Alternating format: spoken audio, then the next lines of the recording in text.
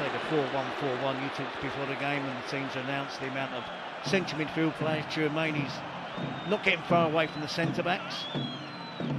Yamal squares it. Pedri's onto it!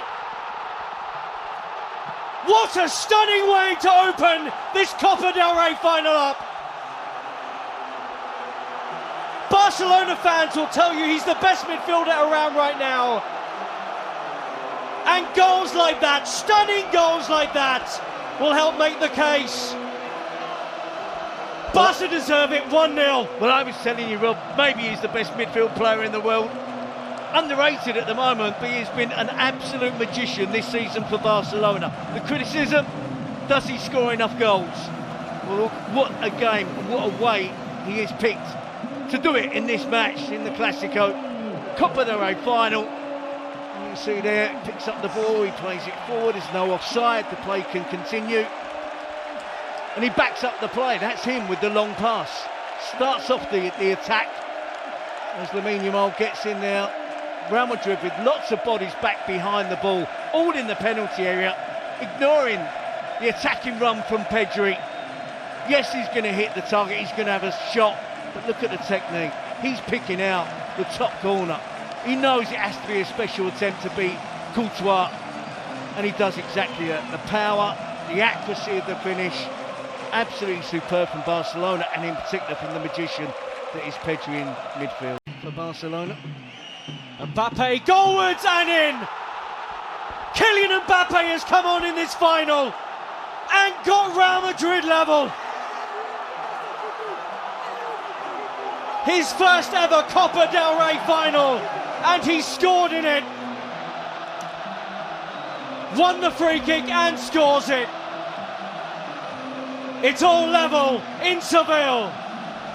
Well, he's punished them. Massive difference since Kylian Mbappé came on. Watching the game last week at the Bernabeu, he was booed by his own supporters. I think he's been astonishing this season. His performance in this game is typical of that.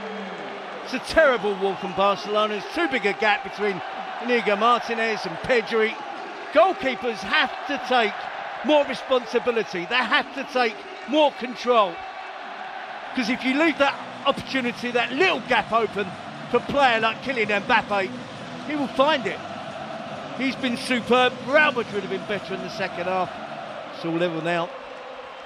The half-time change rewarded for Carlo Ancelotti. We're also going to add Gavi into the mix. Tchouaméni! Just like in the semi-final, Aurélien Tchouaméni comes up big for Real Madrid. They have turned this game around in a way they have so often before. Carlo Ancelotti's changes vindicated, and Real Madrid now believe they're on their way to Copa del Rey glory. We talk about big-time players. Tchouaméni from the set piece, a number of big players on the pitch now for Real Madrid, tall, muscular players. And I think he's been excellent tonight. It was a real tough gig for him in the first half, being the sole defensive midfield player. It's a comfortable leap. Koundé loses him.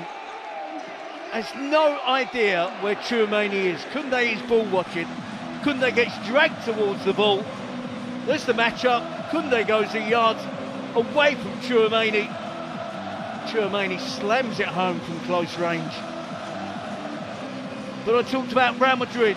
When they're not playing well, they can still cause you problems. They can still hurt you because they have individual brilliance. But that, from a set piece, might be the goal that wins them the Copa del Rey.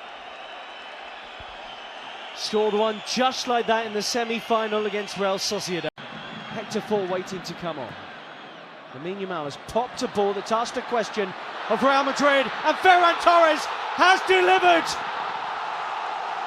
He's been their go-to man in the Copa del Rey, and how about that tonight in the final?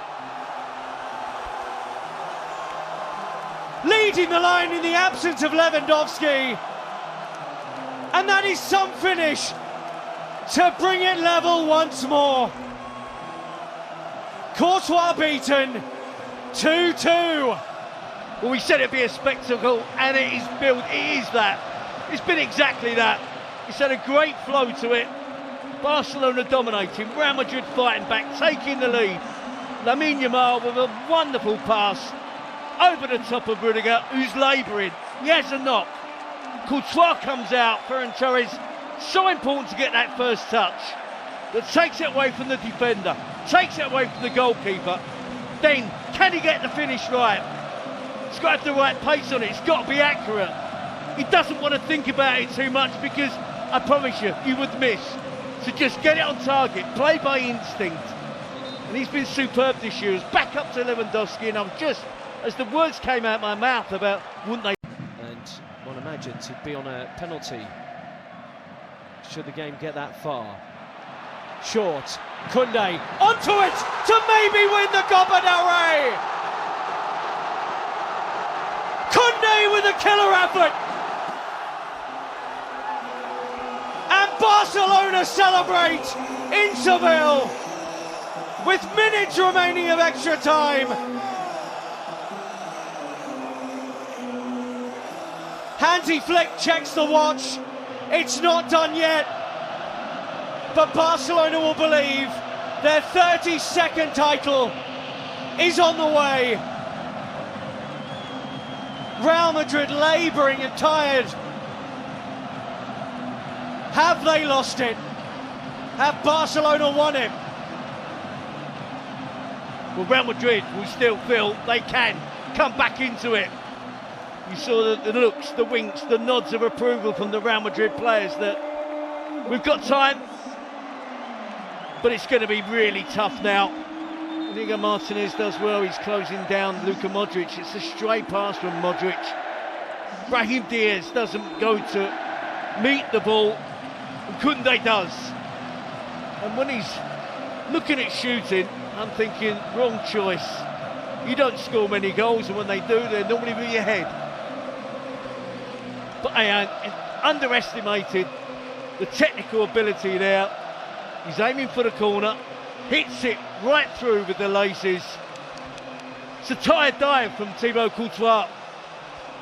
He tries to get down low, tries to get that firm hand on it. Sneaks under the dive of Courtois.